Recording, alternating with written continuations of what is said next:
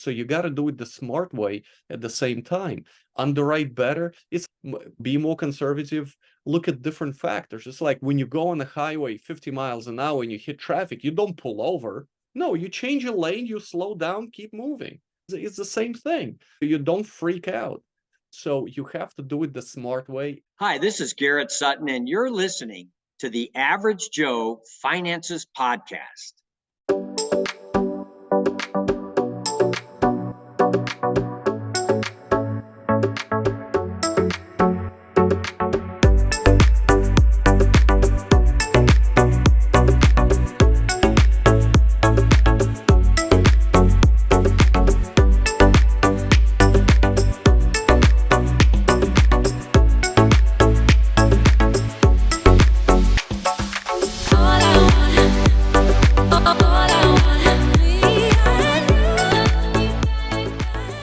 If you're watching this on YouTube, make sure you smash the like and subscribe buttons.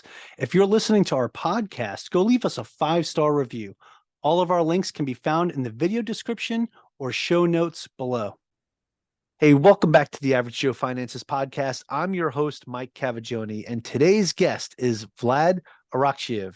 And before I hit record, the first question I asked Vlad, actually, before I even got to say, he's, "Oh, you want to know how to pronounce my last name, huh?" And I said, "Let me try it first." And I got it. And I was very surprised. Just wanted to start things off by patting myself on the back there. But Vlad, because I also have a complicated last name when I'm a guest on other people's podcasts. My last name is Cavagioni. And then the way people see it spelled, they're like, "Yeah, how do you say that?" So I get that all the time. So I can relate and resonate with you there. That's something we can connect on. But I'm super excited to have you on the podcast today. We've had to reschedule this a couple times. We both had life happen, but I really appreciate you taking the time. It's a Saturday today to chat with me and our listeners. So thank you so much for joining me. Of course, thank you so much for having me. I'm very pumped to be here. I'm very pumped to have you, Vlad, especially with what we're going to be talking about. So if you could, let's start things off the same way we start every podcast episode. And I'd like for you to share a little bit about yourself and tell us your story. So if you could, give us some background on you and tell us, who is Vlad Arakcheyev? Yeah, of course. Listen, my story is just an incredible journey where I had nothing to do with real estate whatsoever. I had a W-2, I was a graphic designer, and arguably had a really good job 2 miles away from my house, just absolute perfect. I reached pretty much like the top level of that industry. And then COVID started and I got furloughed.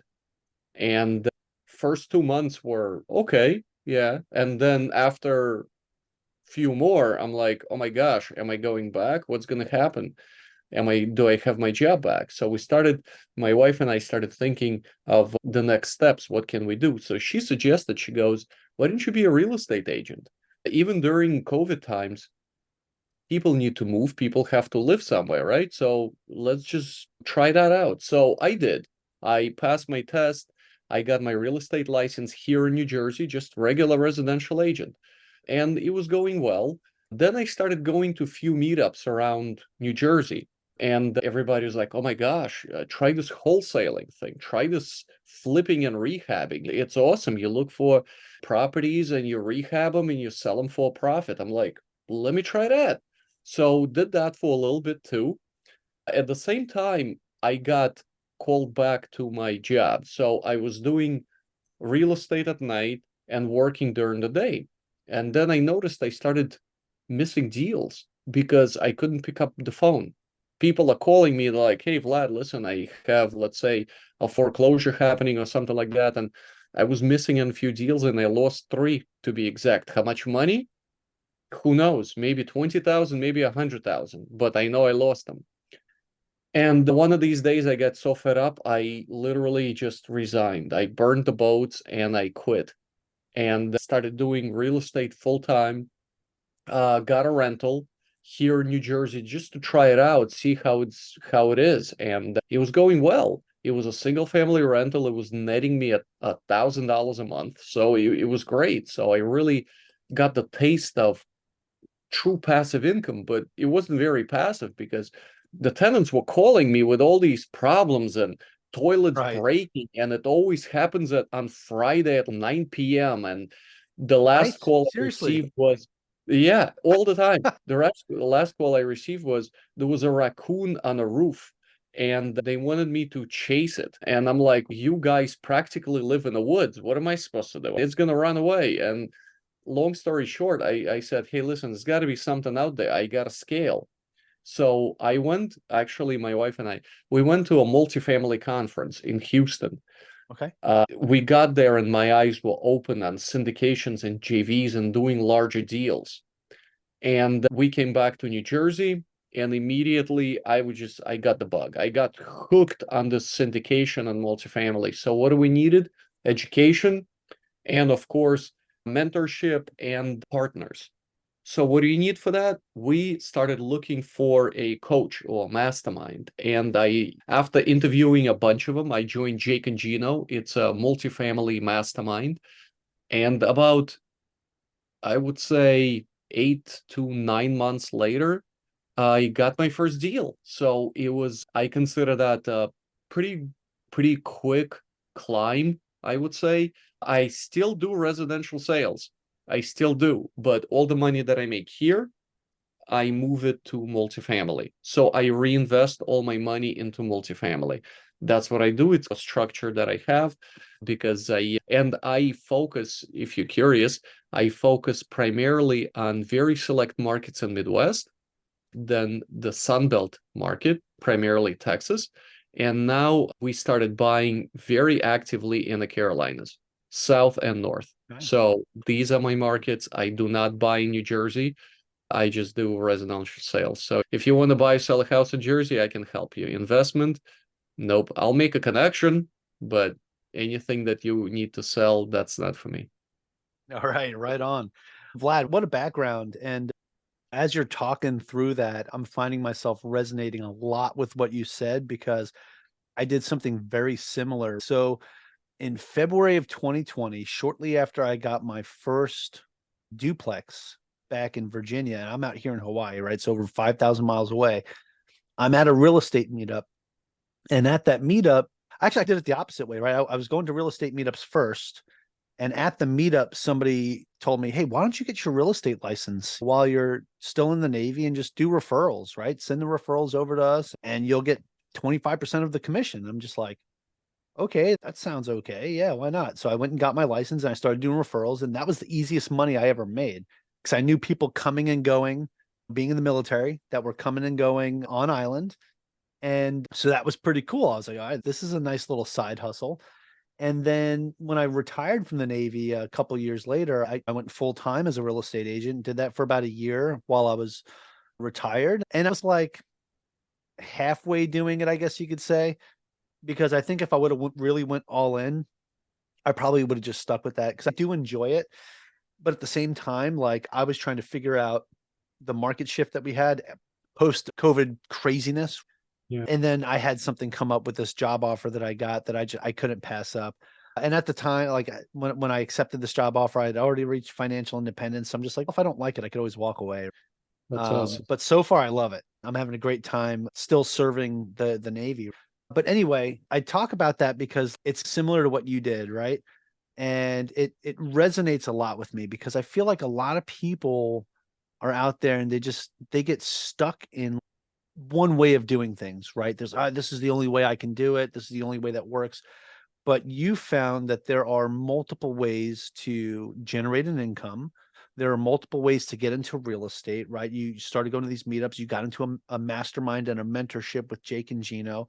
That's a great program as well. I spoke extensively with Gino actually at a conference last year out here in Hawaii. He was out here, and that was really, really pleasure to meet him.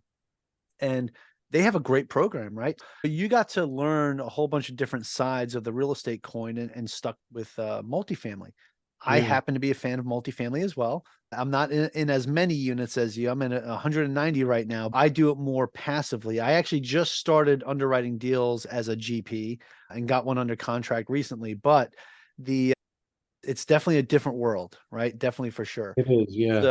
for you, you decided you wanted to scale quicker, right? Now, what made you decide that multifamily was going to be the best route to get there? Because you had the one rental, you were chasing raccoons off roofs, right? You were fixing clogged toilets at 9 o'clock on a Friday night.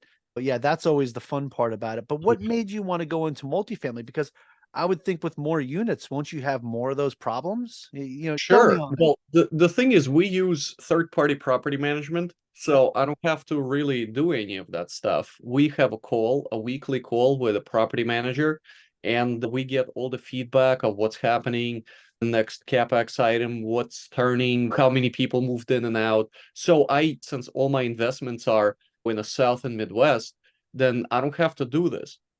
Because if you think about it, when you change your mindset to a multifamily, you're not buying a building, you're buying a business, right? So you're not just go and unclog toilets. It's not your responsibility. Your responsibility is to manage it, to operate it, to buy more.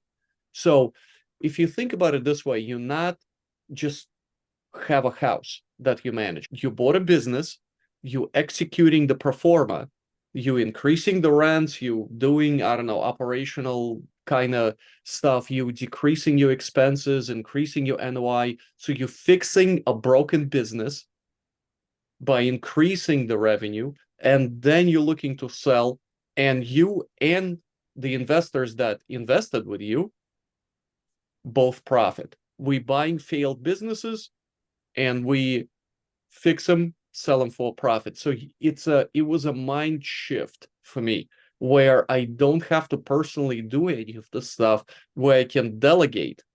I found my who can fix those problems for me, and I focus on what I like to do, which is speaking with brokers, speaking with investors.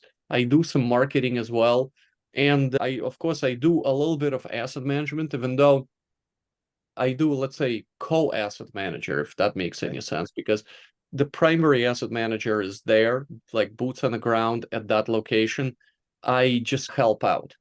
So just to give you an example, like for example, right now we're looking for insurance, right? Because our insurance went up in Kansas, so we're looking for new insurance. So I said, hey, listen, you have too much stuff to do. Let me call a few brokers, let me speak with them, let me do some negotiation, let me figure out this insurance thing. So I just taken some stuff off their plate. Plus, it's good exposure for me. I Learn that figured, side of it. and also another way, if you look at it this way, you can buy, let's say, 20 houses. So you have single family houses, let's say, you have 20 closings.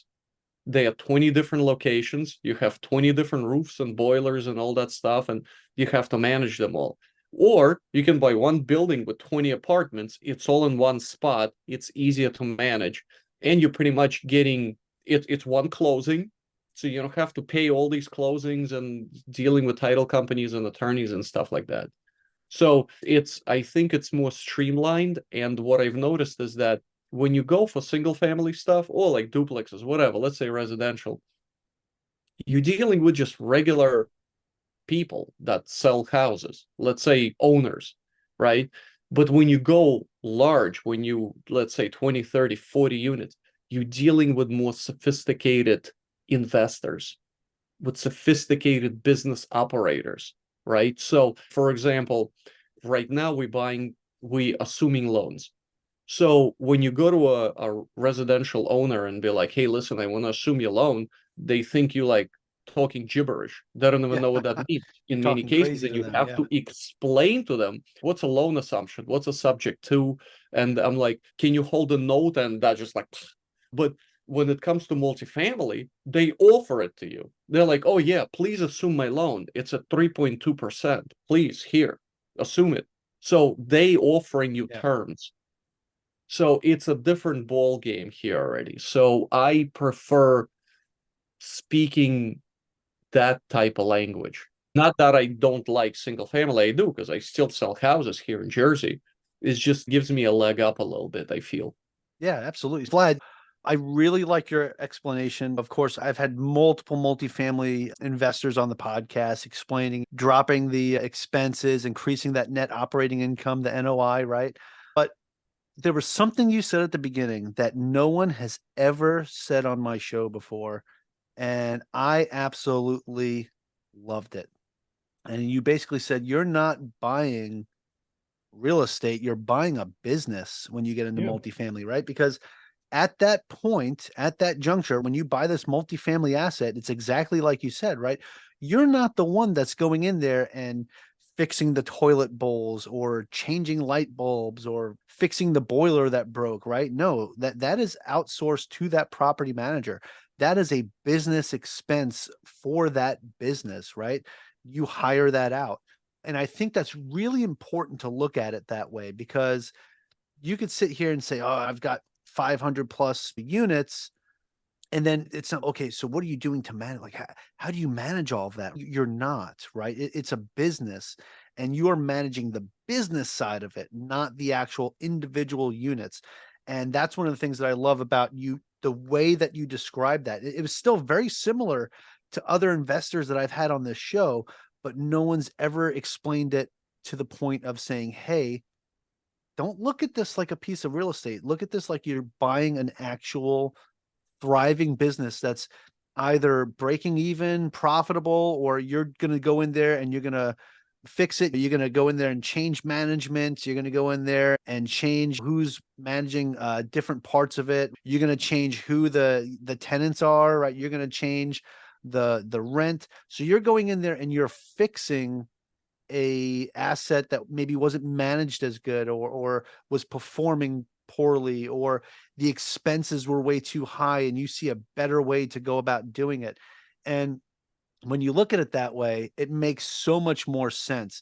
But then to top it off, if you were to go buy a business that was bringing in those same kind of numbers, you're not going to get the tax benefits you get of Yeah. buying a piece of real estate that's bringing those numbers in. So I think that is a significant piece of this as well, is because you're going to get so many other back end benefits than you would of just going to buy a profitable business. I just want to say, Vlad, thank you for describing it that way, because that really, I think, will resonate with a lot of people differently than I think other investors have explained it before. So when it comes to what you do, you said you like to help out a little bit on the asset management where you can, but you really enjoy the marketing aspect and finding the deals. So what do you do? What is like kind of your method to go find these deals in the Sun Belt or the Midwest where you invest at, right? What kind of tools do you use, or what do you use to find your acquisitions? Yeah, of course. There's few ways that you can go. You can go direct to seller, which is actually a pretty good method to do Yep. because I do a lot of residential stuff. So I call people that want to sell a house. You can do the same thing, but for multifamily. What's stopping you, right? Just get the numbers of the LLCs, or if it's mom and pops, call them and have a conversation. It's the same thing. So you can do direct to seller, or if it's a larger property, I don't know, maybe 80 units and up, you got the brokers there. So broker relationship is everything. So I do both. Like the 40 unit in Kansas City that I found, that went direct to seller. Yeah, so I literally called an owner. I didn't know him at all. And he was an older gentleman. He was around 70. And he didn't believe me at first because look at this. You have a guy with an accent calling and saying, hey, listen, I want to buy your building. I didn't say it exactly in that way, but that was the gist of it. Because I mean, that a lot of people think it's silly, right? How many people, especially he is there and I'm here, and he blocked my number and he's like, you fake, I'm blocking you. And he blocked my number. So I got a Google voice number. I call him back and I go, listen, I know you blocked me, but what do I have to do to prove to you that I'm a real buyer? I'm buying. I'm not a wholesaler. I'm not tricking you. He's like, okay, fine. If you're a real buyer, then why don't you meet me tomorrow at 10 a.m. in this cafe right by the property? And then we'll talk. And I go, no problem. I'll meet you there. Book a flight. Let's go. Yeah. So I didn't know what to do. At the same time, we got few details from various online resources on that property. So we're looking at it and the numbers actually work. So I call my partner, boots on the ground. Of course, you have to have partnerships. You can't do it by yourself. That's where the team comes in. And of course, my partner came from Jake and Gino at that time. And I call him and I go, Joe, listen, there's a guy looking to sell. He's right next to you. What do you think of that area? He's like, it's a good area. I'm like, can you go meet him tomorrow at 10 in this cafe? He's like, yeah, of course. I'm like 20 minutes away. So he goes the next day, meets him. So it's 10, 11, 12. He calls me back and he's Vlad, we buying it. I'm like, we buying it? He's like, yeah, absolutely. It's a great place. He gave me we had a great conversation and we shook our hands. And that guy said, listen, I will sell only to a person that's local to the area because they really care. I'm not going to sell to an outsider. So that's why it's very important to have relationships and people in the area. And that's exactly how it is. And 3 months later, we closed on it. But so that's one way of going about it, direct to sell. And of course, you have brokers and you have other ways like property managers can refer properties. Another way, as we know, there's a lot of deals coming on market now due to bad rates. And there's a lot of people locked up their rates or got variable bridge debt 2 years ago, and now they're coming due. They have to refi. They got it at 3%. Now the rate is what, 7. So they're not going to cash flow. They'll be underwater. So they're going to have to sell. There are various online resources where you can find, let's say, flagged properties or flagged loans, and you can reach out to the owners and say, hey, listen, there might be a chance that I can help you out and acquire that property. So that's another way of going about it. So there's several ways of buying them. And of course, partnerships. That's one of the biggest things. Like, I'll give you another example. We were buying a property in Dallas, and it's a big property, like 419 units. And even though we could operate it, but why do you want to be stretched so thin? So we partnered with another operator because they were vertically integrated in the area. And we said, hey, listen, basically, you guys do the property management. We will bring the debt and equity, and we'll share the profit, whatever. So that's exactly how it is. So two big, large companies got together, basically, for the lack of a better word, and bought it.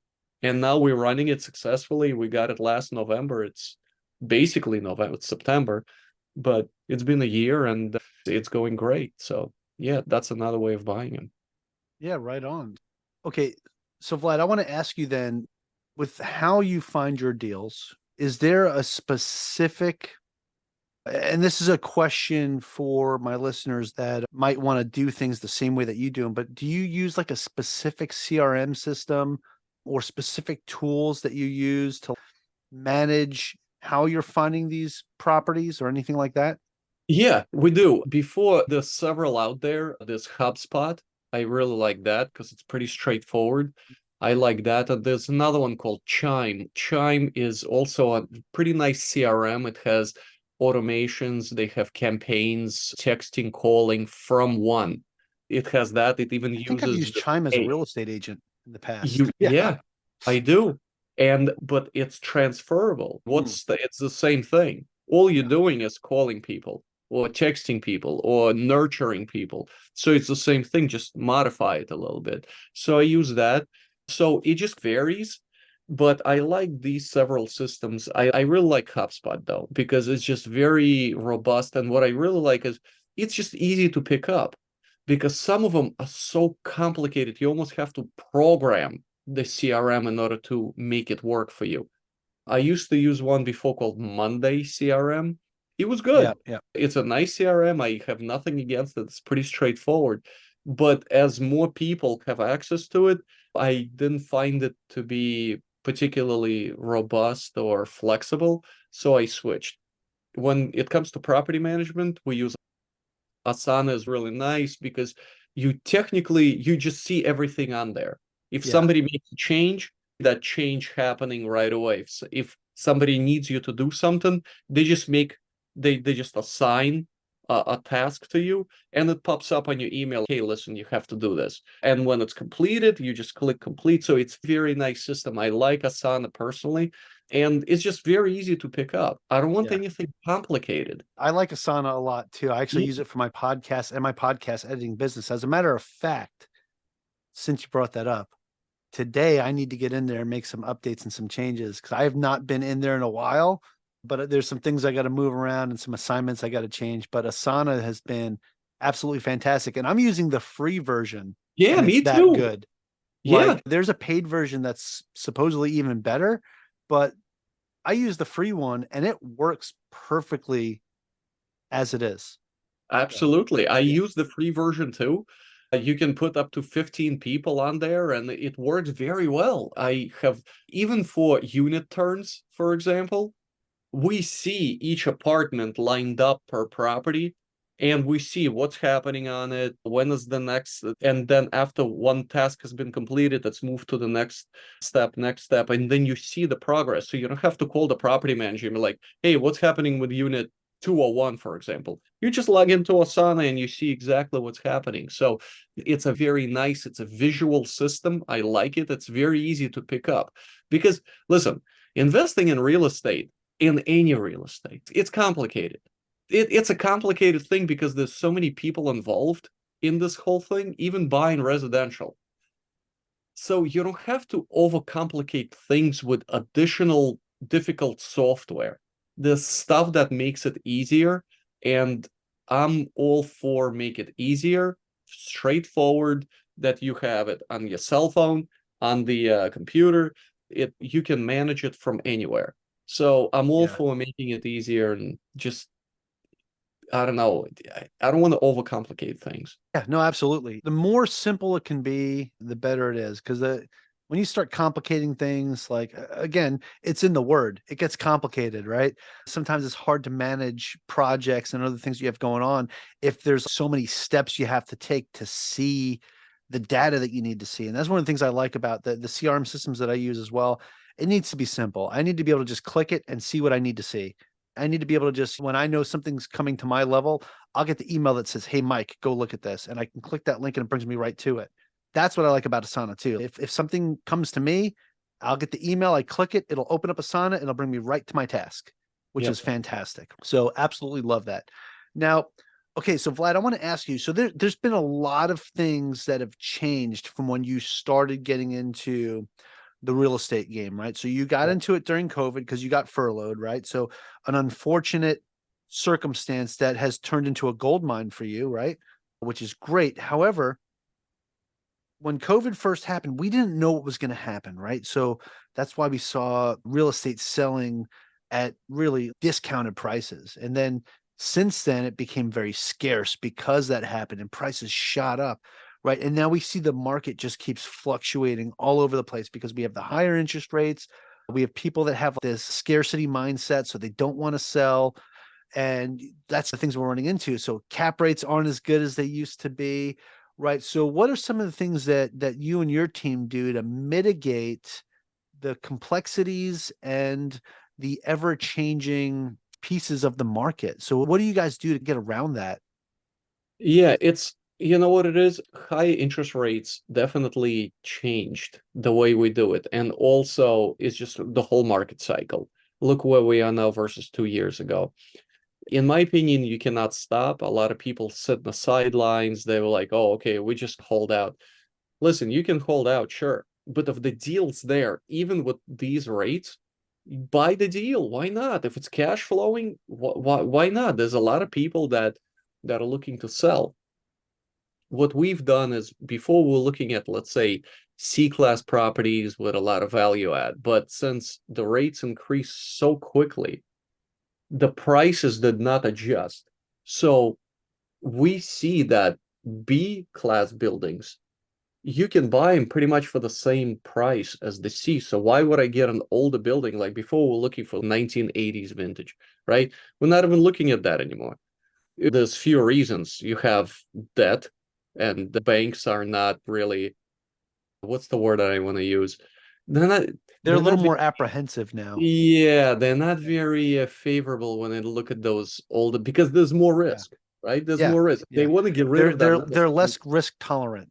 They're more Exactly. risk adverse. I think that's what you're looking Adverse. for. Yeah. Exactly. So now we're looking at BA class buildings because technically you can pay the same price. Because right, because CapEx is much lower, it's a newer asset, so you don't have to spend all this money on fixing things. So it's much easier to just run it. Also, you can still increase the rents. You have this natural growth, especially in Texas market. It's still growing. Don't yeah, not maybe as much as it was before, but still people have to live somewhere, right? Plus, if you look at the if you look at the delta between the mortgage versus rent, it's the highest in history, if I'm not mistaken. Because typically what I'm following and what we want to see is how much would it be to rent versus pay for a mortgage. And right now, the rates are so high and the prices of just regular real estate just still up here. It's easy for people to rent. So we feel that the rental market is incredibly strong due to lack of housing. Like even here in New Jersey, I'll give you an example. I went to South Jersey the other day to show my client a house. He liked it. It was $500,000 house. So we gave an offer of 510. So $10,000, and that happened last week. So it's still in September 2023. $10,000 above asking, and we've waived inspection. So call the broker, the agent goes back and he goes, we have 6 other offers, 4 of them are cash, most of them are higher than yours. So rates, yeah, the rates are higher, but look what's happening. There's no availability. They go like this basically. This is the most common response I get from pretty much every seller. Oh yeah, my rate's like at 3%. If I buy now, I have to buy at 7. So I'm not selling. Right. And then my response is, and then they go, we'll wait till the rates come down. Yeah, you wait. So is everyone else. When the rates come down, guess what's going to happen? They all want to buy. Yep. And the And prices are look, going to skyrocket. they're going And to I've sky. been telling my clients this too, as a real estate agent, like my Yeah, buyers that I work with, they're like, oh, we'll just wait till the rates come down. I'm like, you realize when the rates come down, you're going to be dealing with the same problem you were dealing with before. Is if you buy it now, and then when the rates come down, you refinance it. thank Now you. you got it at a better price, right? Because the prices didn't get hiked up. And Yeah. now you're paying a lot less on the mortgage than you were when you first started off because you got it at the better price and now you got the better interest rate. So that's definitely something that people need to keep in mind. If you get so narrow-minded and narrow focused on the on one particular piece of a deal, that piece being the interest rate or Yeah. that piece being the price, you can miss out potentially on something really good. And again, fine, you wait, but then when you go back into it and you get into a bidding war and now it sells at a much higher price, and yes, the interest rate's lower, but guess what? You're paying the same as you were at the higher interest rate, or maybe a little bit more because of where the price is now. Yeah. So those are all things you definitely need to think about. And on top of that, now you're still putting a lot more into the interest versus the principal because you have such a higher price point on that piece of property. You're going to wind up paying even more in interest over the next 25, 30 years, right? Of So course. definitely That's what something to it's all keep in mind. about. Yeah, people have to realize it that if the property is great, that's like they say you marry the house, you date your mortgage, because you can always refi. Yeah. And refiing doesn't cost a lot of money. At the same time, you can refi and roll that refi fee into the payments, so Yep. you pay nothing. So I don't understand why people don't take advantage of it, especially Yeah. now, because they're like, oh yeah, we're waiting for this perfect time. When is that perfect time? Yeah. Perfect time is never. Perfect time is now when you need it, right? And There the other is thing too, not. Vlad, if you're comfortable making those payments where you're at, right? And let's say over a couple of years, then the interest rates drop significantly, you want to refinance it, and you actually are at a point where you could refinance it, take some cash out and still keep your payment around the same. At that point, now you're getting free money, right? Because it's money that you're taking out on a loan. So it's not like you're going to get taxed on it. That's another thing to think of as well, because the interest rates, just like everything else, it's an ebb and flow. It's going to go up, it's going to come down. It's going to go up, it's going to come down. And it happens, it's cyclical, right? It happens in cycles. You just have to pay attention to the cycle and you can have a good idea of where it's going to be in the future. Will we ever see the 2% again? Probably not in our lifetime. I don't have a crystal ball, but that's the first time I've seen them in my lifetime and probably going to be the last. I'm 39 years old. And when I was able to refinance my house at 2.25%, I'm super stoked about that. I do not think I'll be able to get another property like that at that percentage rate again Yeah. in my life. Maybe my kids, maybe my grandkids. I don't know. But me, I don't think so. Yeah. I have had interest rates at 6% or higher before as well. And I've Me seen it come way down from that. I bought my first property in 2007 at a 6.5% interest rate. The very next property I bought was at a 4.625 interest rate. And then I refinanced into a 2.25. You get this ability to refinance. Like you said, you're going to date the mortgage, right? Yeah. Marry the property, date the mortgage, date the debt, right? You date Yeah. the debt. So I definitely love that analogy of it. Yeah, people are they're not being focused, they're afraid there's risk, but in single family, yeah, because everything is based on comps, right? So Yep. if one house drops in value, your house most likely will drop in value. It's based on comps. When it comes to multifamily, of course it's not. It's based on income because it's Yeah. a business based on income. So if one building makes 1 million, another building's 2 million, that building's twice as valuable. So you have to look at it different way. That's why a lot of people think, oh yeah, we shouldn't invest in this or we shouldn't touch this. Listen, if the deal is working here at these rates, and when they come down and when everything turns around, you look at the potential. If it's cash flowing now, it's gonna cash flow when stuff gets better. So the potential is huge. If you look at anyone, if you look at Warren Buffett, he says if everybody is running away, he's going in and buying. Everybody's Yeah. selling, he's Yeah. buying. He's doing the opposite, right? So you got to do it the smart way at the same time. Underwrite better. It's be more conservative. Look at different factors. It's like when you go on the highway 50 miles an hour and you hit traffic, you don't pull over. No, you change your lane, you slow down, keep moving. It's the same thing. You don't freak out. So you have to do it the smart way. And the biggest thing is try to avoid risk as much as possible. I'll give you an example. The insurance went up in Houston, right? Because it's a coastal town, a coastal city. You have hail and flooding and tornadoes. It literally doubled in what, a year and a half. So what do? We paused maybe a little bit on Houston and moved up to DFW. We buying in Dallas. The rates are much better. Not the rates, the insurance is much better. So we are buying there. We're not going to just stop completely and move out of Texas. No, is the same thing happened in Florida.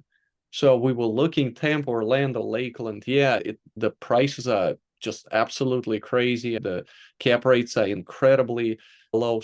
We paused on Florida and moved up to Carolinas. So there's Yep. definitely markets you can just pivot a little bit and keep on going. You don't Yeah, you, have to you just stop. shifted. You shifted Yeah, focus, yeah, shifted where you're investing, absolutely. but you keep it moving. You just keep going. You So no, have I, to I be in really the I game. like that. In the game. If you Yeah. get rusty and you get out of the game, you get rusty, then you lose your momentum, you lose the Yeah. connections. As soon as you lose the momentum, you almost got to start over, I feel. So you don't have to buy, let's say, 6 properties that we bought last year. No, it's September now. So far, I worked on 3. So it's twice as less, yeah.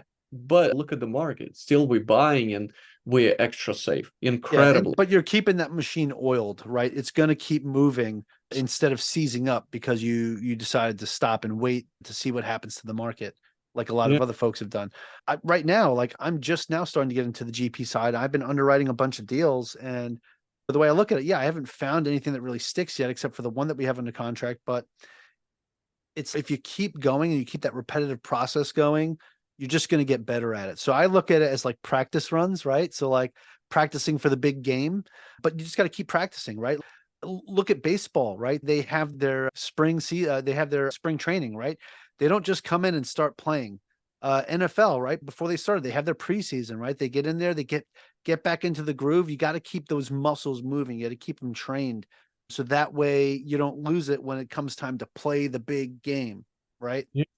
A lot of people also they still come to us and they like when you invest in real estate, especially multifamily, you have the depreciation, which is a big factor why a lot of people invest in multifamily to set off their passive gains, let's just say. So they have to keep on doing it, because as you sell properties and you realize all these gains, you need to set them off. So you have to keep on reinvesting the money. So our ultimate goal is compounding interest with absence of taxation. This is exactly what real estate gives you.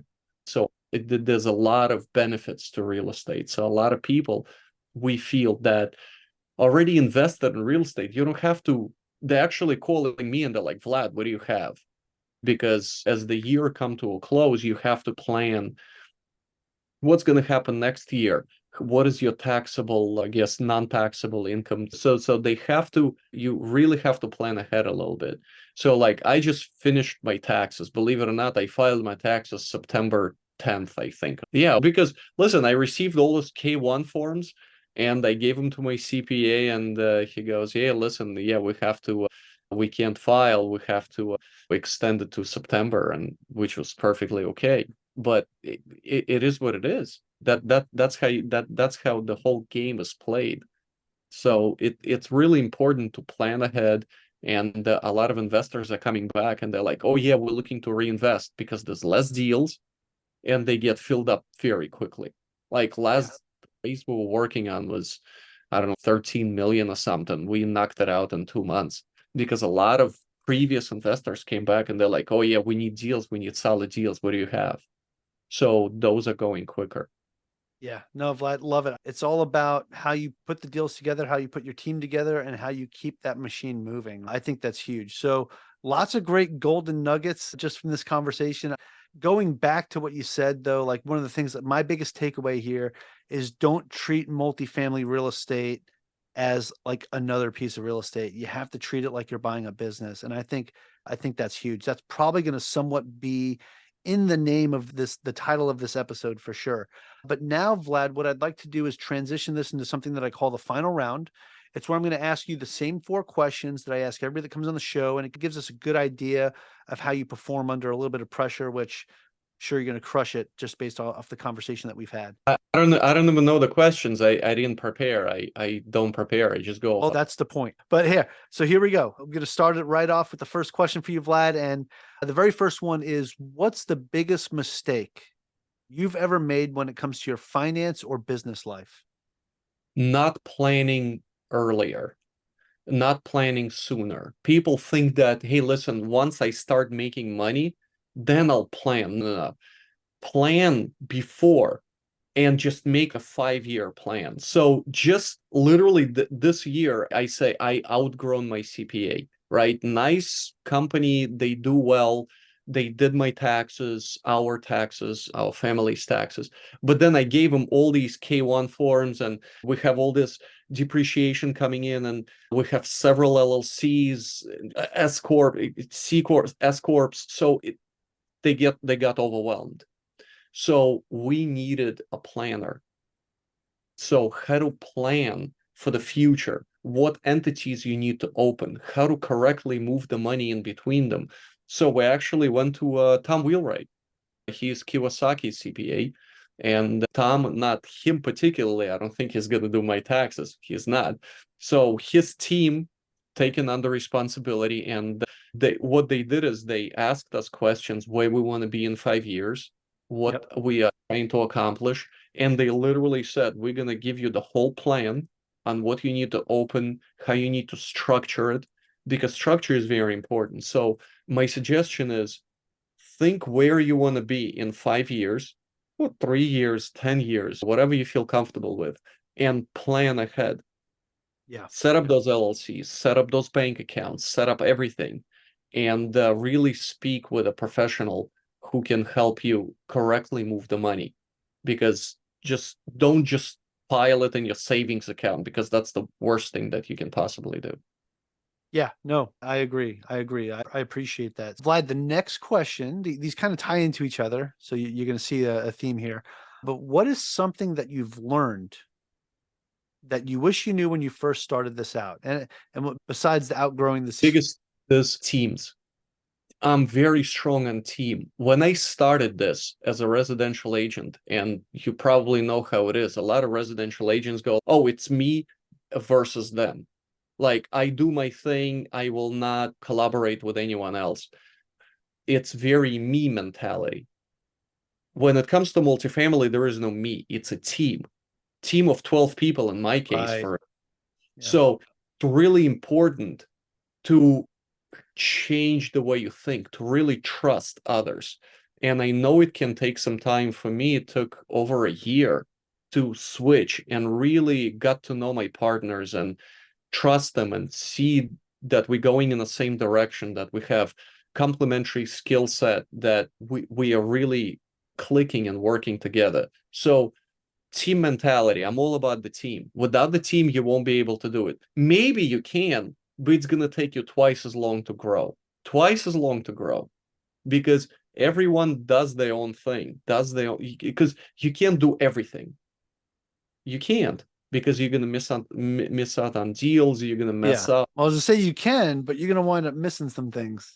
But yeah, absolutely. So Vlad, I think that's a problem a lot of people have, because I had it too. I still sometimes suffer from that. It can be hard to outsource or delegate certain things, because you always feel like, well, if I'm not doing it, how do I know they're going to do it right? hey, who not how, right? That Yes. book, Yes. read it. You have to find your who instead of figuring out how. It's Yep. much faster and easier way to grow. You're a business person. Don't forget, you're a business person. You're not gonna go and hammer 2x4s. No, find your who can do it better than you. Absolutely. All right, Vlad, next question. Do Yeah. you have any tips or tricks that you would recommend to someone that is just getting started today? There's few things. If you want to get into real estate, or especially multifamily, the easiest way to get in is to be a limited partner, because that way you learn how the whole thing is structured. You learn how a portal is working, right? How the money is moving back and forth. You learn how the operator is reporting everything to you, right? Like, you have monthly reports, quarterly, how everything is done. So that's one way, I guess, the easiest way, hands off. But that's one way of learning how this whole thing starts. Another way you can do, if you want to skip the whole limited partner thing, is just literally get a mentorship and education. If you want to be a GP, yeah, just get a mentor, because think about it this way. You're going to speak with brokers. If you don't know what to say, if you don't know how to say it correctly, what to ask for, they're just going to ignore you, because they are there to make money, right? They are there to make a sale. If they feel that you're not, let's say, up to the par, they're gonna ignore you. Yeah. They're not gonna speak with you. So They need to know you're a serious buyer and not someone that's like a tire kicker wasting their time. exactly, they're not, because they Yeah. don't forget, they're dealing with multi-million-dollar sales, Yeah. commit everything. You're in a different ball game now. Yep. So BLP, and just start off that way, which is perfectly fine. Hey, listen, I want to be LP on all my deals. If I have tons of money, I would just invest and have that passive income. That's what I'm going for, right? I want to get passive income. But when you're a GP, yeah, you have to work a lot, but it's very rewarding. But education is just huge, I think. Yeah, no, that's great. That's some great tips right there, Vlad. I really appreciate that. Okay, the final question of the final round is, do you have a favorite business, investing, or real estate related book or podcast, or both? Podcasts, there's so many out there. You can definitely check them all out. They all focus on their own thing. There's a tax thing, there's a SEC podcast, and you have all these kind of things. There's a lot of people talking about investing in multifamily, self-storage, and RV parks. They all cater to their own thing. When it comes to books, I believe one of the biggest things is mindset and focus.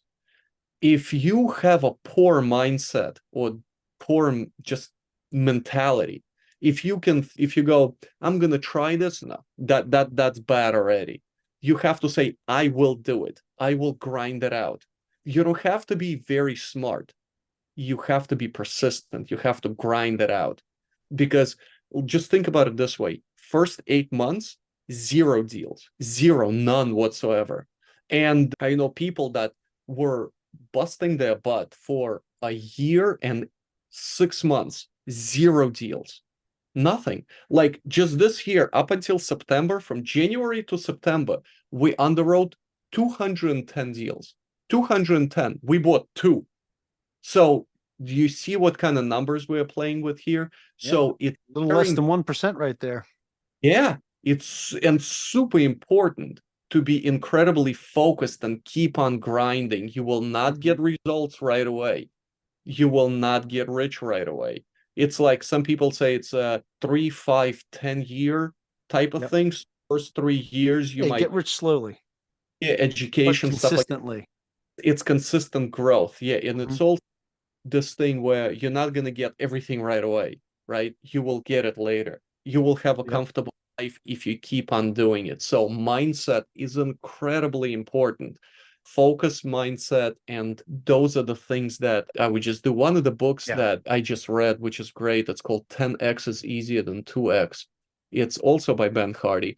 He's talking about focus and really just picturing yourself how you're going to do things in the future. This Sam Zell, he's incredibly savvy business person. So listen to his books. That's just a few that I listened to Sure. within last week, like two Yeah, weeks. no, it's great.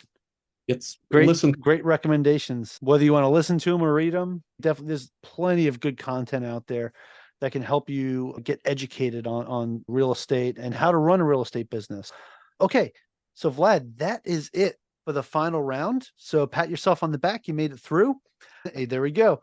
All right. And I know that I said that was the final four questions, but I do have another question I have to ask you. And it's the most important question I'm going to ask you of this entire interview because my listeners have been listening and they're like, man, I really like what Vlad's talking about. I really like how he talked about buying a multifamily asset as actually buying a business, right? And that really resonated with me. And I want to learn more about him and his team, or maybe how to invest with them in the future.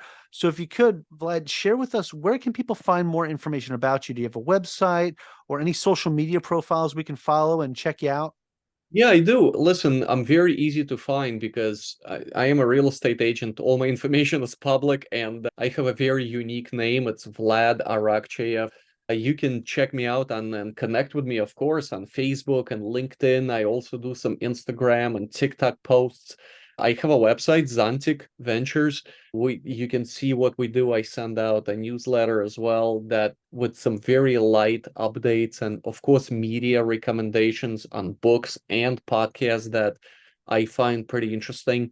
Not just the ones that I've done, the ones that I listen to, just literally that I found very educational.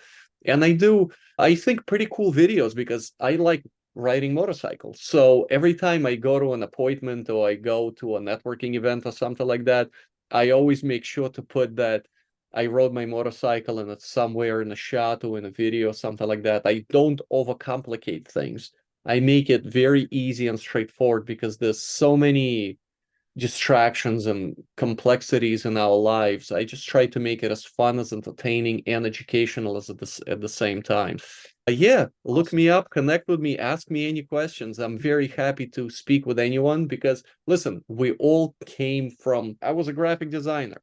I didn't know anything about real estate. So we all started on the bottom and I'm still growing. Everyone's still learning and I'm learning literally every Yep. single day a new, I'll learn something new. So Awesome. please reach out. I'm always happy to help. Yeah, definitely appreciate that, Vlad. And I'm going to make sure I have those links in the show notes. But everybody, listen, he's not hard to find. He's a real estate agent up in New Jersey. Go look him up.